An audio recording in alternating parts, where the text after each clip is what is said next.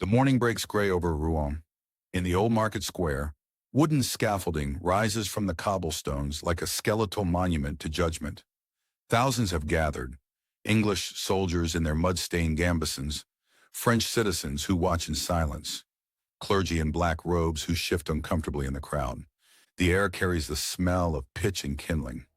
At the center of it all stands a young woman, barely 19 years old, chained to a tall wooden stake.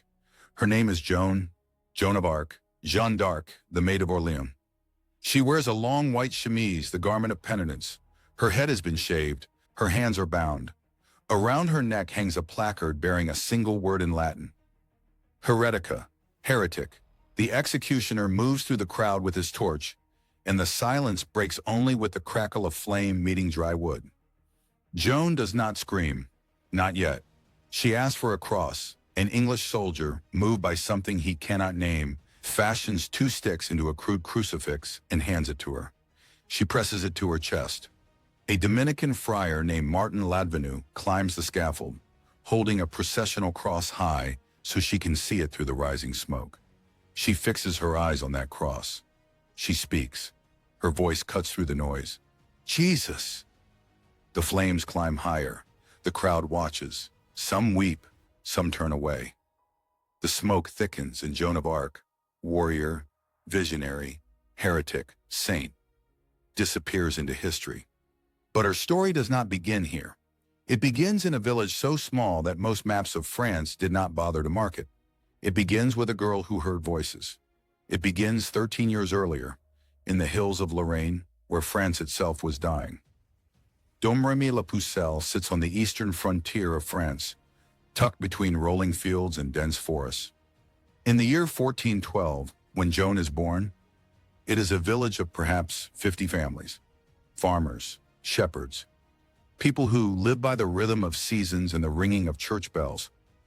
Joan's father, Jacques d'Arc, is a man of some local standing, a village official, a holder of modest land.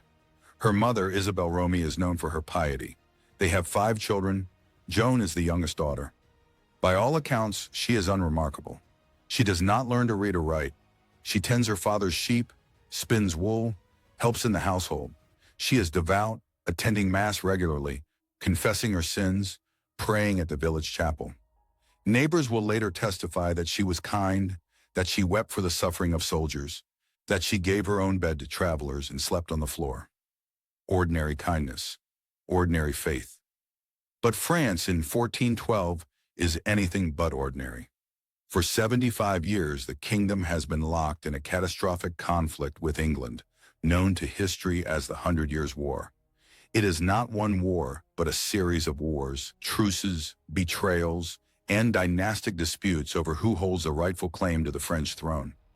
English kings, descended from Norman conquerors, claim France as their inheritance. French kings resist. The result is devastation. Armies ravage the countryside. Entire villages are burned. Famine spreads. Banditry becomes routine. The French nobility fractures into warring factions. Armagnacs loyal to the Dauphin, Burgundians allied with England. By the time Joan is 7 years old, France has nearly ceased to exist as a unified kingdom. In 1415, at the Battle of Agincourt, English longbowmen slaughter the flower of French chivalry. In 1420, the Treaty of Troyes strips the French Dauphin, Charles, son of the Mad King Charles VI, of his inheritance. The treaty declares that Henry V of England will inherit the French crown. France is to become an English possession. Charles VI dies in 1422. Henry V dies the same year. The English crown an infant king, Henry VI as King of France and England. The Dauphin Charles, in his 20s, holds court in the Loire Valley, uncrowned, impoverished, mocked by his enemies as the King of Bourges. He controls a shrinking territory south of the Loire River. Paris is held by the English and Burgundians. Reims, the city where French kings are traditionally crowned, is occupied. Northern France is lost. And in Domremy, a girl begins to hear voices. It is the summer of 1425. Joan is 13 years old. She is in her father's garden, near the church at midday. The air is still. Then, she will later testify, a brilliant light appears to her right. She is terrified. From the light comes a voice, clear, authoritative, unmistakable. The voice tells her to be good, to go to church, to live a virtuous life. She does not tell anyone. The voice returns, again and again. She begins to see figures within the light. She identifies them through their words and their appearance as Saint Michael the Archangel, Saint Catherine of Alexandria, and Saint Margaret of Antioch, saints venerated throughout medieval Christendom, protectors of warriors and virgins. They speak to her in French. They give her a mission. She must go to the Dauphin Charles. She must help him reclaim his kingdom. She must see him crowned at Reims. She, a peasant girl, with no military training, no education, no resources, must save France. At first, Joan resists. She is young. She is female. She knows nothing of war. But the voices persist. Saint Michael tells her that God has chosen her. Saint Catherine and Saint Margaret comfort her, instruct her, prepare her. Over the next 3 years, the visions intensify. Joan prays. She fasts. She remains chaste, taking a private vow of virginity. She tells no one except her confessor. By 1428, the situation in France has become desperate. The English lay siege to Orléans, the last major city on the Loire, loyal to Charles. If Orléans falls, the road to the Dauphin's territories lies open. The French cause will collapse. The voices become urgent. Joan knows she must act. In May 1428, Joan approaches Robert de Baudricourt, the captain of the nearby garrison town of Vaucouleurs. She tells him that God has sent her to save France, that the Dauphin must give her soldiers, that she will lift the siege of Orléans. Baudricourt laughs at her. He tells her uncle to take her home and box her ears. Joan does not give up. She returns. She speaks with conviction, with authority beyond her years. She begins to attract attention. A local squire named Jean de Metz is moved by her certainty. Villagers give her men's clothing, tunic, hose, boots, so she can travel safely.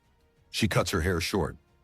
In January 1429, Baudricourt, influenced by reports of a prophecy that France would be saved by a virgin from Lorraine, relents. He gives her an escort of 6 men. Joan of Arc leaves Domremy forever. She is 17 years old. She has never held a sword. She rides toward the Dauphin's court at Chinon, through enemy territory, across frozen roads, with nothing but faith in the voices only she can hear. The journey to Chinon takes 11 days. Joan and her escorts ride through Burgundian held lands, skirting patrols, sleeping in fields, traveling by night when necessary. She wears men's clothing for safety and practicality. She does not remove it. When they arrive at Chinon in early March 1429, the Dauphin's court is skeptical, amused, and deeply curious. Charles VII, still called the Dauphin, still uncrowned, is a man of 26, plagued by doubt. His own mother, Queen Isabeau, signed the Treaty of Troyes that disinherited him. Rumors circulate that he is illegitimate, that he has no rightful claim to the throne. He is poor, his treasury empty, his army demoralized. Advisors urge caution. Many mock the idea of a peasant girl claiming divine guidance, but Charles agrees to see her. Joan is brought into the Great Hall at Chinon on the evening of March 8, 1429. The hall is crowded with courtiers. Charles, testing her, hides himself among the crowd, dressed plainly. Joan enters. According to multiple witnesses, she walks directly to Charles, ignoring the others. She kneels. She addresses him by name. She tells him that God has sent her to raise the siege of Orléans and see him crowned at Reims. Then in a private conversation, Joan tells Charles something that no one else knows, a secret prayer or doubt he has harbored about his legitimacy. Contemporary sources do not record the exact words, only that Charles is visibly shaken, his doubts eased, his resolve strengthened. He begins to believe her. But belief is not enough. The church must examine her. If Joan is a heretic, a witch, or a fraud, supporting her could condemn Charles. So she is sent to Poitiers, where a commission of theologians, clergy, and lawyers interrogates her for 3 weeks. They question her about the voices, her visions, her mission, her virginity.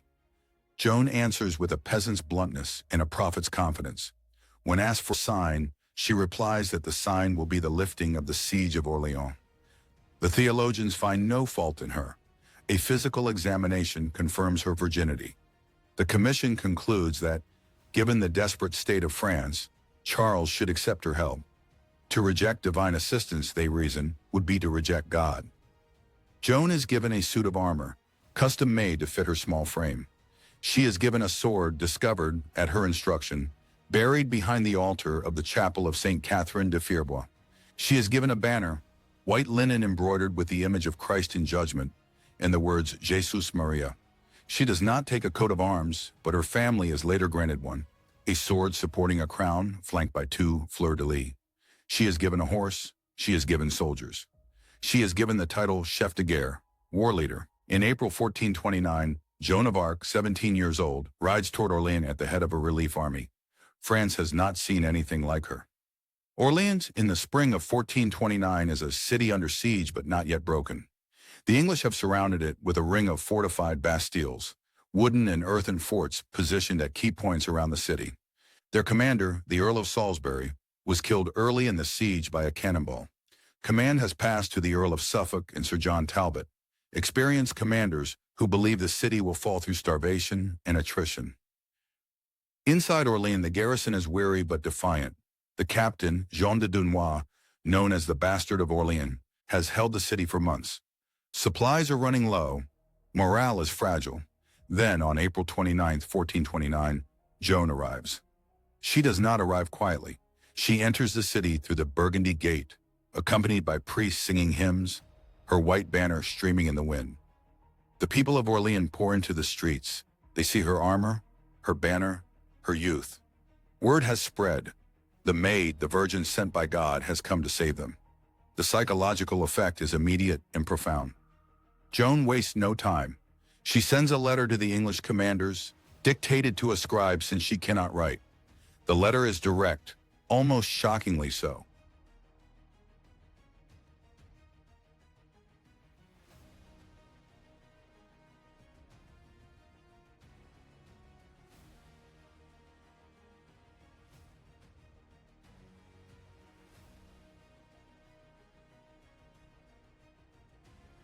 She orders them in the name of God to surrender their fortifications and leave France. She signs it, Jehan la Pucelle, Joan the Maid. The English response is contempt. They call her a cowherd, a whore. They threaten to burn her if they capture her. Joan does not flinch. On May 4th, she leads an assault on the Bastille of Saint-Lô, east of the city. It is her first battle.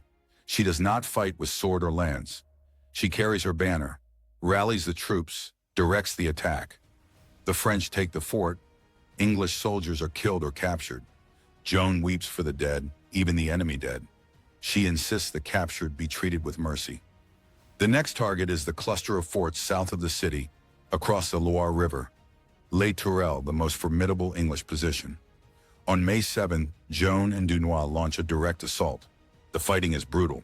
Ladders are raised against stone walls. Arrows fill the air.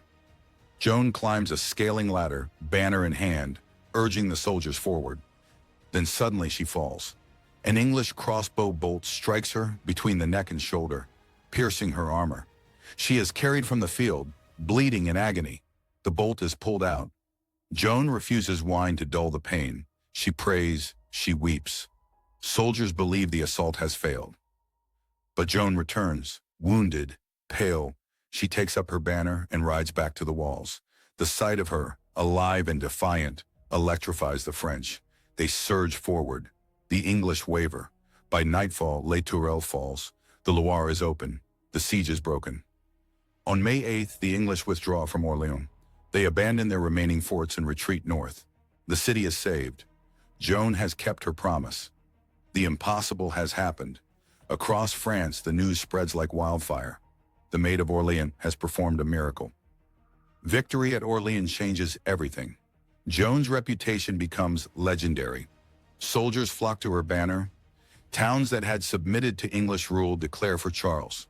The Dauphin, emboldened, agrees to Joan's next demand, a military campaign to retake Reims and secure his coronation. In June 1429, Joan and the French army marched north through the Loire Valley, clearing English garrisons. At Jargeau, she leads another assault, sword now in hand. her banner always visible. The town falls. At Meung-sur-Loire and Beaugency, English forces retreat without a fight. At Patay on June 18th, the French cavalry, led by Joan's presence and the Duke of Alençon, annihilates an English army in open battle. It is the worst English defeat since Agincourt, and it reverses the psychological dominance England has held for decades. By early July, the road to Reims is open. Charles hesitates. Reims is deep in Burgundian territory, the journey dangerous. Joan presses him. The voices have told her he must be crowned. Reluctantly, Charles agrees. The army marches northeast. Town after town opens its gates. Troyes, which had resisted, surrenders after Joan sends a defiant letter. Chalon submits. On July 16, 1429, the French army enters Reims without resistance. The coronation is set for the next day. July 17, 1429. The Cathedral of Reims, one of the grandest Gothic structures in Christendom, fills with nobles, clergy, soldiers, and citizens. Sunlight streams through stained glass. The scent of incense fills the air. At the center of it all stands Charles, dressed in royal robes, before the Archbishop of Reims. Joan stands nearby, holding her banner. She has asked for this honor. Not wealth, not titles, but to stand beside the king she has made. She wears her armor. She has not removed it in months. The Archbishop anoints Charles with holy oil from the sacred ampulla, the vessel used to crown French kings since the time of Clovis. The crown is placed on his head. The words are spoken. Charles VII is no longer the mock Dauphin of Bourges. He is the anointed King of France. Joan weeps. She kneels before him. She calls him noble king. Charles raises her to her feet. For a moment it seems as though God himself has intervened in the affairs of men. But coronations do not win wars. After Reims, Joan's influence begins to wane. Charles, now crowned, is surrounded by advisors who distrust her. The Archbishop of Reims, Regnault de Chartres, is hostile. The royal favorite, Georges de la Trémouille, sees her as a threat to his own power. Negotiations begin with the Duke of Burgundy seeking a truce. Joan opposes these negotiations. She knows the Burgundians cannot be trusted.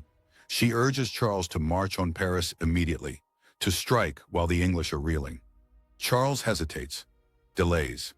The momentum slips away.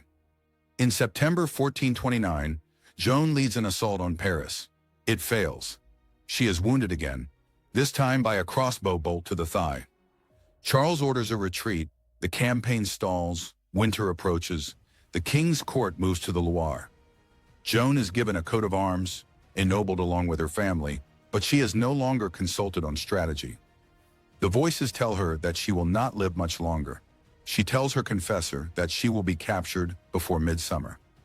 In the spring of 1430, Joan takes to the field again, leading smaller campaigns in the north. She operates almost independently, with limited support from the king.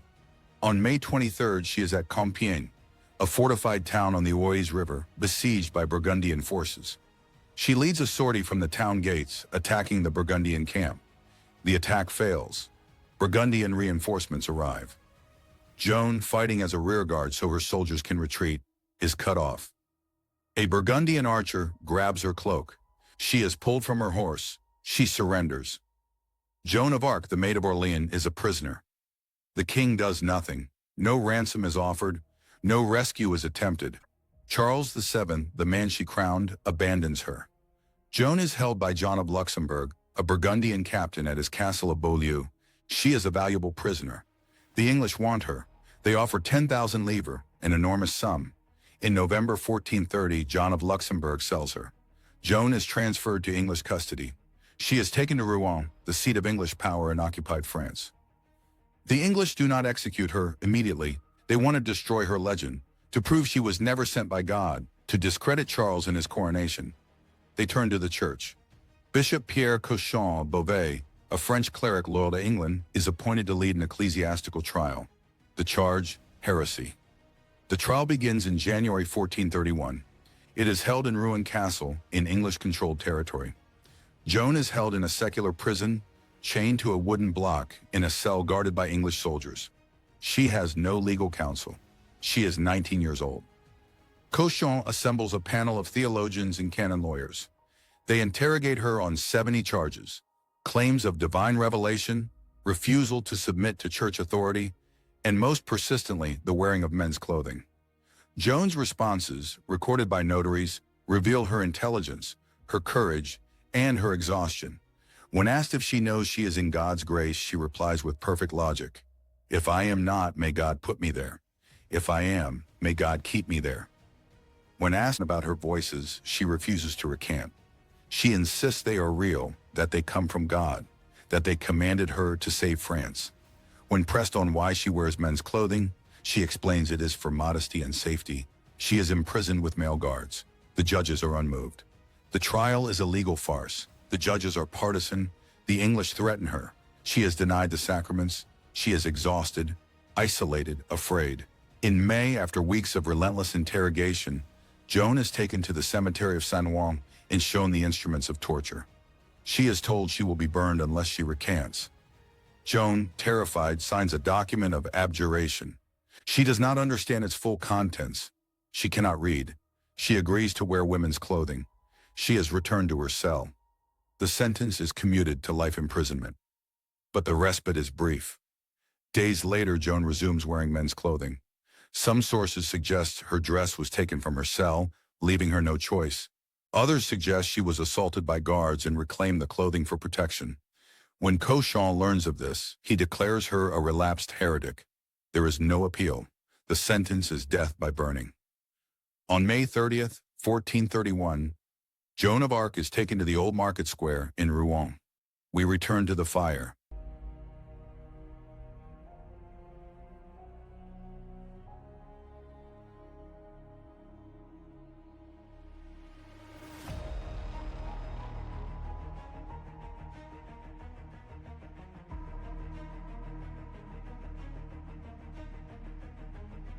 Joan stands chained to the stake. The executioner lights the pyre. The flames rise. Witnesses later testify that she prayed continuously, calling on Jesus and the saints. She asked for a cross. Martin Ladvenu held one before her until the smoke became too thick. An English soldier, moved by her faith, said afterward that he had seen a white dove rise from the flames. Joan of Arc dies. Her body is burned 3 times to ensure nothing remains. Her ashes are thrown into the Seine. The English want no relics, no shrine, no martyrdom, but they cannot erase what she did. News of her death spreads across Europe. In France, reactions are divided. Some see her as a martyr. Others, loyal to England or Burgundy, repeat the charges of heresy. Charles VII remains silent. He has reclaimed much of his kingdom, but he does not defend the woman who made it possible. Yet history is not finished with Joan of Arc. By 1450, the 100 Years' War is ending. The English are driven from France. Charles VII controls his kingdom. Paris is retaken. Normandy falls. Only Calais remains in English hands. France has survived. But the trial of Joan haunts the king. If she was a heretic, then his coronation, achieved through her efforts, is tainted. If she was innocent, then he allowed a saint to die. In 1452, Charles orders an inquiry into the trial. In 1456, Pope Calixtus III authorizes a formal retrial. The rehabilitation trial is thorough. Witnesses from Joan's childhood, soldiers who fought beside her, clergy who examined her at Poitiers, all give testimony. The transcripts of the original trial are reviewed. The verdict is unanimous.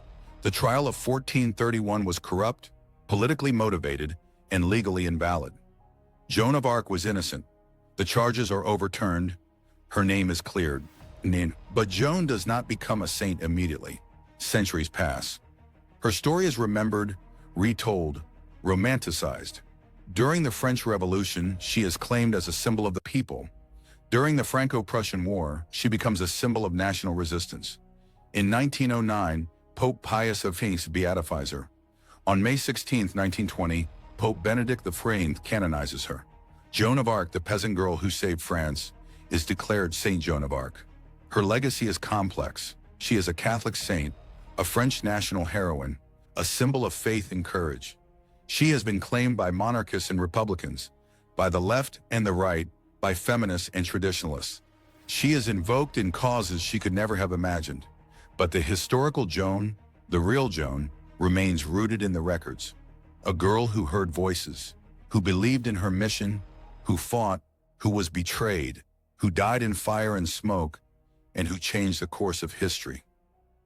Joan of Arc's life was brief, 19 years, barely more than a year of public action. A single military campaign, a trial, an execution. And yet, nearly 600 years later, her name endures. She is studied by historians, portrayed by artists, invoked by nations. Her trial transcripts are among the most detailed records of any medieval figure. Her words are preserved, her faith is undeniable. What makes Joan's story so powerful is not the supernatural, though her visions remain mysterious. It is not the military victories, though Orléans and Reims were genuine turning points. It is the human story, a peasant girl who defied every expectation of her time, who stood before kings and bishops and armies, who faced mockery, betrayal, torture, and death, and who never wavered in her conviction that God had called her. She was not a feminist in the modern sense. She did not challenge the structures of medieval society. She was not a Democrat. She fought to crown a king. She was not a pacifist. She led men into battle. She was a woman of her time, shaped by the faith and fears of the 15th century. But within those constraints, she acted with extraordinary courage. She carved out a space in history that no one had granted her. She made herself matter. And in the end, she paid the price. The fire in Rouen burned Joan's body, but it could not burn her legacy. The English wanted to erase her. They failed. The French court abandoned her. History remembered her. The church condemned her, then canonized her. She became in death what she claimed to be in life, a vessel of divine purpose, a proof that faith, even in the darkest hours, can change the world. Her story asks difficult questions about belief, about power, about the cost of conviction, about the silence of those who could have saved her, about the cruelty of institutions and the courage of individuals, about what we owe to those who sacrifice everything for a cause larger than themselves. Joan of Arc believes she heard the voice of God. Whether one accepts that as literal truth or metaphor, the result is the same. She acted on that belief with total commitment. She did not ask for glory. She asked for a sword, a banner, and the chance to serve. She did not seek power. She sought to fulfill a mission. And when that mission led her to the stake, she did not recant. She held the cross. She spoke the name of Jesus. She died as she lived, faithful to the end. France remembers her. The church venerates her.